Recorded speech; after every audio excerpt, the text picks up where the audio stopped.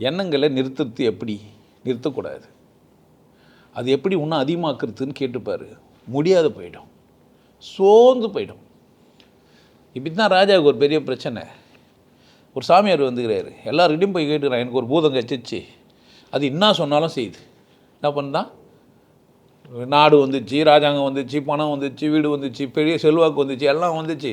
நான் என்னென்ன நினச்சினோ அதெல்லாம் அது செஞ்சு செஞ்சு கொடுத்துச்சு. இப்போ பூதம் வந்து வேலை கொடு வந்து அதுக்கு என்ன வேலை கொடுத்து அது அமைதியாக்குறது தெரிலன்றார். யார்? ராஜாவுக்கு ஒரே பிரச்சனை. அந்த பூதம் வந்து அது ஜீபும்பா பூபம், அது அப்பப்போ வந்து நின்று என்ன செய்ய சொல்லு, அடுத்தது என்ன செய்யணும்.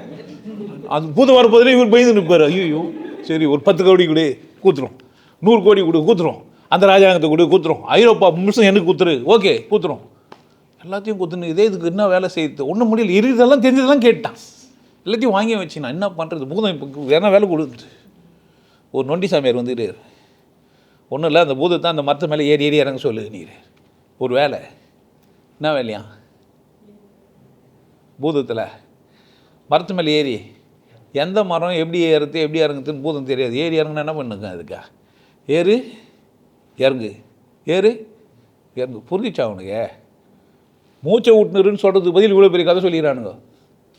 இப்போ நீ எண்ணெய் விட்றோன்னா தான் என்ன பண்ணியிருப்ப? பூதத்துக்கு பேருன்னா அந்த பூதம் கொண்டை போட்டுருந்தா இல்லையா, தொப்பை எவ்வளோ பெருசாக இருந்திருக்கும், பின்னாடி பக்கம் போஸ்டர் இருந்தா, நீ இப்படிலாம் எண்ணெய் ஓட்டலாமா ஓட்டக்கூடாதா? ஓட்டினா சினிமா எடுத்துடலாம். புரியுதா? பாதாத்தில் பூதம், எதுவும் நிறைய பூதங்க இருக்குது, அங்கங்கே பூதம் பார்த்துக்கிறியா? பட்டினத்தில் பூதம். இப்போ எண்ணெய் ஓடணுமா ஓடக்கூடாதா? கரெக்டாக சொல்.